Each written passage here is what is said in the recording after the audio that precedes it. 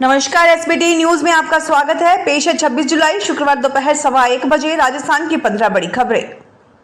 सबसे पहले एक नजर डालते हैं आज की हेडलाइंस पर। मोदी बोले, पाकिस्तान ने इतिहास से कुछ नहीं सीखा। सवाल लगाकर विधानसभा में नहीं आए बीजेपी विधायक, स्पीकर ने मंत्री को जवाब देने से रोका।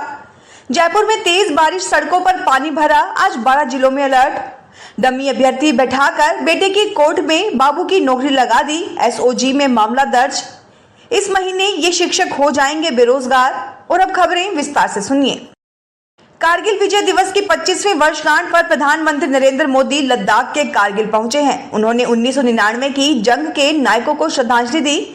इसके बाद पाकिस्तान को चेतावनी देते हुए कहा कि मैं जहां खड़ा हूं वहां से आतंक के आकाओं तक मेरी आवाज पहुंच रही होगी। मैं उन्हें बताना चाहता हूं कि उनके आतंकी मंसूबे कभी कामयाब नहीं होंगे।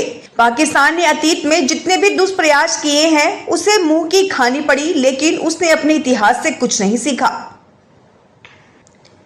जयपुर में अवैध रूप से चलने वाले ई रिक्शा पर रोकथाम से जुड़े सवाल पर विधायक की गैर मौजूदगी के कारण विधानसभा में आज प्रश्नकाल के दौरान जवाब नहीं आया।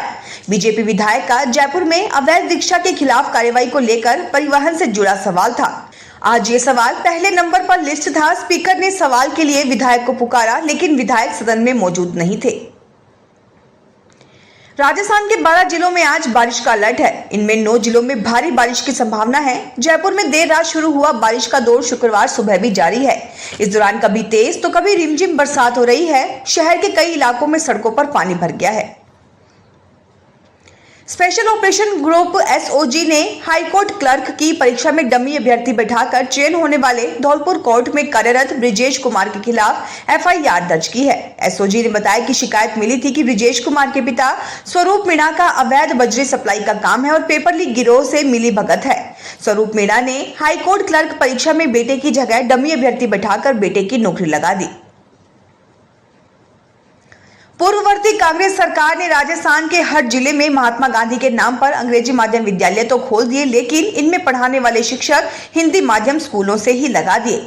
इसके बाद व्यवस्था सुधारने के नाम पर 1 साल के लिए तकरीबन 4,500 सहायक अध्यापकों की संविदा पर भर्ती की। अब इन शिक्षकों का 1 साल का कार्यकाल 2 दिन बाद समाप्त होने वाला है। इन अध्यापकों पर एक साथ बेरोजगार होने की तलवार लटकने लगी है। संविदा पर लगे इन शिक्षकों को उम्मीद थी कि सरकार उन्हें संविदा से हटाकर स्थायी कर सकती है। सरकार ने उनका कार्यकाल बढ़ाने का कोई संकेत नहीं दिया है। इससे इनमें मायूसी है। राजसमंद में मुख्यमंत्री आयुष्मान आरोग्य योजना में अभी भी हजारों परिवार पॉलिसी से वंचित हैं अथवा नवीनीकरण नहीं कराया है। ऐसे में यदि 31 जुलाई तक नवीनीकरण कराने पर ही 1 अगस्त से योजना का लाभ मिल सकेगा। तत्कालीन कांग्रेस सरकार ने मुख्यमंत्री चिरंजीवी योजना प्रारंभ की थी। इसमें 850 रुपए जमा कराने पर मुफ्त चिकित्सा एवं दुर्घटना बीमा का लाभ मिलता था। विधानसभा चुनाव के बाद भाजपा की सरकार बनने पर उक्त योजना का नाम मुख्यमंत्री आयुष्मान आरोग्य योजना कर दिया गया। इसमें भी 850 रुपए जमा कराकर पॉलिसी का प्रतिवर्ष नवीनीकरण कराना होता है। इसके तहत अभी तक 78,142 परिवार योजना से वंचित अथवा उन्होंने नवीनीकरण नहीं करवाया है। उत्तर प्रदेश सरकार ने कांवड़ यात्रा मार्ग पर दुकानों के बाहर नाम लिखने के आदेश पर लगी रोक के बाद सुप्रीम कोर्ट में याचिका दायर की है। सरकार ने कहा कि ये आदेश कांवड़ यात्रा को शांतिपूर्ण ढंग से करवाने के लिए था। खाना कांवड़ियों की धार्मिक भावनाओं से जुड़ा है। ऐसे में सरकार सुनिश्चित करना चाहती है कि इसके चलते मान्यताओं से खिलवाड़ न हो।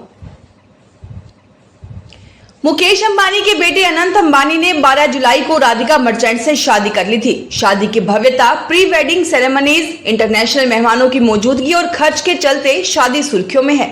मुंबई में अनंत और राधिका अंबानी की शादी की भव्य जश्न की तस्वीरें अभी लोगों के जेहन से उतरी भी नहीं थी कि लंदन में पोस्ट वेडिंग इवेंट्स की तैयारियां हो गई हैं। राहुल गांधी आज सुल्तानपुर की एमपी एमएलए कोर्ट में पेश होंगे। वहां वे बयान दर्ज कराएंगे। राहुल दिल्ली से लखनऊ एयरपोर्ट पर पहुंच गए हैं। सड़क मार्ग से सुल्तानपुर के लिए रवाना हो गए हैं। गृह मंत्री अमित शाह की मानहानि मामले में शुक्रवार को कोर्ट में उनकी पेशी होगी। 2018 में दर्ज इस मामले में 2 जुलाई को सुनवाई हुई थी। राहुल के वकील ने कहा था कि लोकसभा सत्र की वजह से वे नहीं पहुंच पा रहे हैं। अंतिम मौका दिया जाए। कोर्ट ने तब 26 जुलाई की तारीख दी थी। कोर्ट ने कहा था कि राहुल व्यक्तिगत रूप से हाजिर हों। राजस्थान के बीएड कॉलेजों में 2 वर्षीय और 4 वर्षीय कोर्सेज में पहली राउंड की पीटीईटी काउंसलिंग प्रक्रिया में बड़ा बदलाव कर दिया गया है। इस साल अब पीटीईटी काउंसलिंग में अपवर्ड मूवमेंट प्रक्रिया के बजाय अभ्यर्थियों से कॉलेज बदलने के लिए वापस फ्रेश चॉइस भरवाई जाएगी।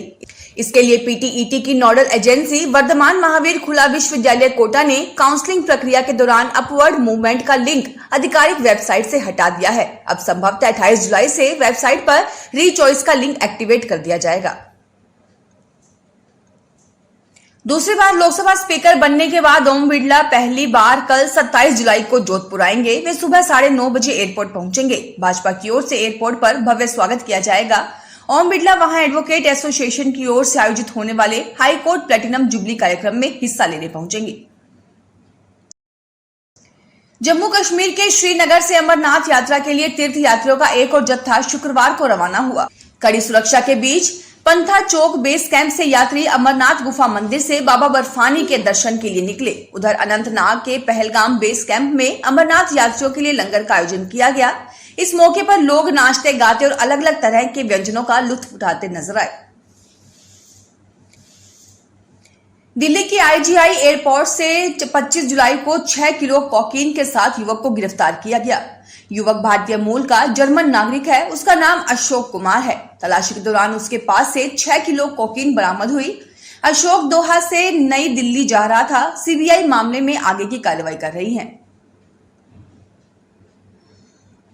जैसलमेर में सीमा सुरक्षा बल के आईजी एमएल गर्ग इन दिनों भारत पाकिस्तान सीमा के दौरे पर है। आईजी गर्ग ने सरहदी इलाके का दौरा कर सुरक्षा व्यवस्था का जायजा लेने के साथ साथ बीएसएफ जवानों से मुलाकात कर उनकी हौसला अफजाई भी की। आईजी गर्ग ने इस भीषण गर्मी में सरहद पर ड्यूटी कर रहे जवानों को हीट स्ट्रोक से बचाव के निर्देश दिए। अजमेर में अमेरिकी महिला से रेप के मामले में गुरुवार रात नया मोड़ आया। आरोपी वकील को फायरिंग में होने के बाद अजमेर के जेएलएन अस्पताल में भर्ती कराया गया। इधर रेप के मामले में बूंदी पुलिस ने 0 एफआईआर दर्ज कर अजमेर के सिविल लाइंस थाना पुलिस को भिजवा दी है। नसीराबाद थाना एएसआई उगम चंद ने बताया कि नसीराबाद के पास राजगढ़ चैनपुरा में झोपड़ा का बाड़िया निवासी वकील मानव सिंह राठौड़ के गोली लगने की सूचना मिली थी। फिलहाल इस बुलेटिन में इतना ही। फिर हाजिर होंगे और बड़ी खबरों के साथ।